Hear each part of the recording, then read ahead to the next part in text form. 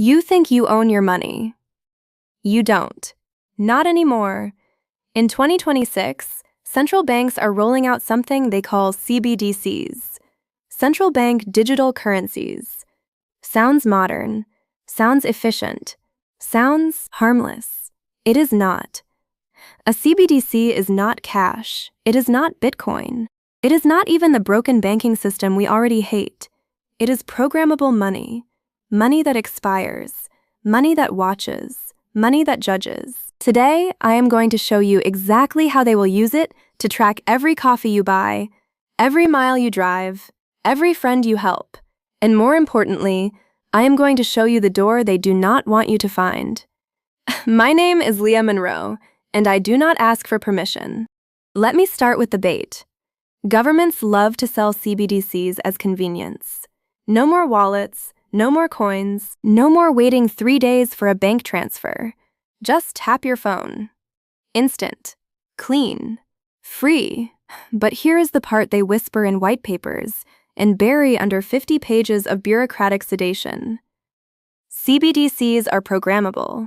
That means the issuer, your central bank, your government, the same people who cannot fix a road but can track a protest, can write rules into the money itself. Rules like, this money expires in 60 days.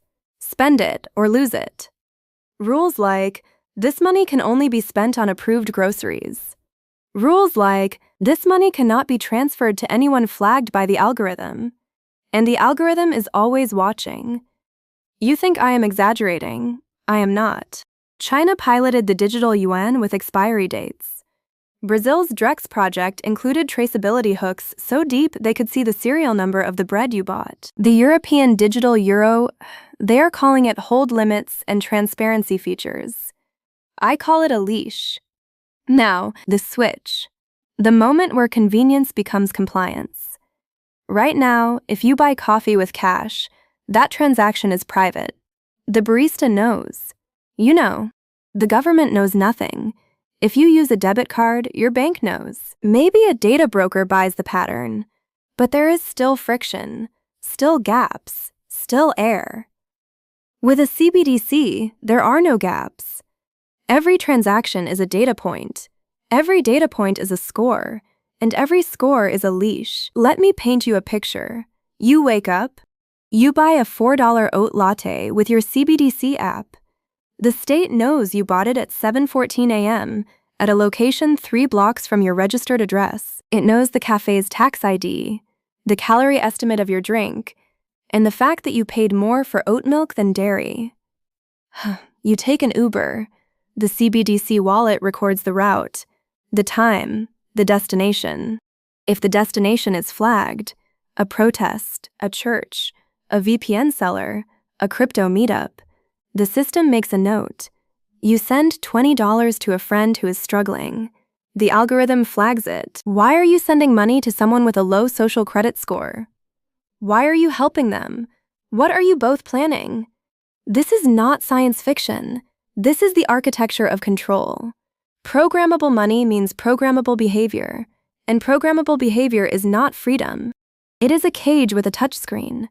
But wait, it gets worse. CBDCs do not exist in a vacuum. CBDCs exist in a world where AI is already reading your messages, your photos, your search history. When programmable money merges with AI surveillance, you do not have a financial system anymore. You have a behavior modification engine. They will not need to arrest you. They will just freeze your wallet. They will not need to censor you. They will just throttle your money to approved vendors. They will not need to ban meat, or cars, or books. They will just make your CBDC incompatible with those transactions. And the worst part? Most people will not even notice. They will just think their app is glitching. They will think the store stopped accepting their currency. They will blame the merchant, not the prison. This is the Matrix, not the movie, the system. A system so comfortable, so frictionless, so convenient that you never realize you are inside until the door locks. So, what is the exit? I start every morning with this. Not because I am a coffee influencer, I am not, but because rituals matter. especially when the world outside is designed to make you reactive. When you use a CBDC, your morning is reactive. You react to notifications, to expiry timers, to approved vendor alerts, to friction designed to steer you toward state-preferred choices. When I make my own coffee, when I pay for the beans in cash or Monero, when I drink it in silence without an app logging my serotonin levels, I am doing something small, but it is mine. It is not in the database. I play Minecraft offline. I watch anime downloaded to a local drive, not streamed through a platform that logs my pauses and rewinds. I keep my phone in a drawer for the first 2 hours of the day. These are not affectations. They are walls, small walls, but enough to remember what privacy feels like. If you have forgotten the feeling of doing something without it being logged, that is the warning sign. So let me give you the exit. Not a theory, a checklist. 1. Cash still works. Use it. Demand it. When cash dies, your last anonymous transaction dies with it. 2. Learn Monero, not Bitcoin. Bitcoin is transparent. Monero is private by default. If you do not understand the difference, your financial privacy is a tourist, not a resident. 3. Stop syncing your life to the cloud. Local AI, local files, local money. If it phones home, it is not yours. 4. Build parallel systems now, not when the crisis hits. When the crisis hits, the doors are already closed. I am not telling you to become a hermit. I am telling you to become selective. Every time you choose privacy over convenience, you are voting with your feet. Every time you explain Monero to a friend instead of just Venmoing them, you are laying a rail for the Underground Railroad. Every time you pay cash for coffee, you are reminding the system that some transactions are none of their business. They are building the cage around you right now, brick by brick, API by API, digital wallet by digital wallet. But you know better now.